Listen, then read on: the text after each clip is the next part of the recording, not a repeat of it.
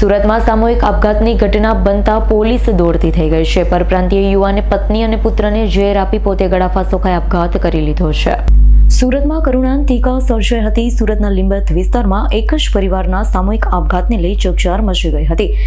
સુરતના લીંબાયત ખાતે રહેતા પરપ્રાંતીય યુવાને પોતાની પત્ની અને બાળકને ઝેરી દવા પીવડાવી તેઓની હત્યા કર્યા બાદ પોતે પણ ગળાફાંસો ખાઈ આપઘાત કરી લીધો છે।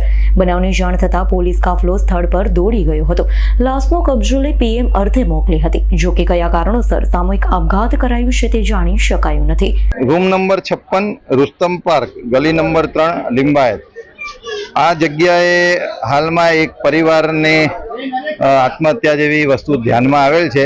એ રીતની જે પોલીસને માહિતી મળેલ હતી તો પોલીસે તાત્કાલિક જગ્યા પર આવી ચેક કરતા 3 ડેડ બોડી અહીંયા અવેલેબલ છે, જેમાં સોમેશ ભિક્ષાપતિ જિલ્લા ઉંમર વર્ષ 38, એની વાઇફ છે નિર્મલા સોમેશ 32 વર્ષની છે અને એનો 7 વર્ષનો દીકરો છે દેવઋષિ સોમેશ। પ્રાથમિક દ્રષ્ટિએ એવું જણાઈ આવેલ છે કે જે પતિ છે એ કોઈ કારણોસર એના દીકરાનું અને એની પત્નીનું ખૂન કર્યા બાદ પોતે હેંગ કરી દીધેલું છે અને પોતે સુસાઇડ કરેલું છે। અને પ્રાથમિક દ્રષ્ટિએ ત્યાંથી એક ચિઠ્ઠી મળેલા આવેલ છે અને એક મોબાઈલ રિકવર કરેલો છે।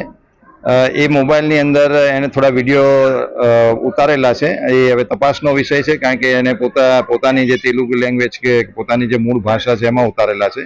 પોલીસે પંચનામું કરી રિકવર કરી આગળની કાર્યવાહી કરશે। Bureau report S9 news Surat. અમારી તમામ માહિતીથી અપડેટ રહેવા માટે જોડાયેલા રહો S9 ન્યૂઝ સાથે।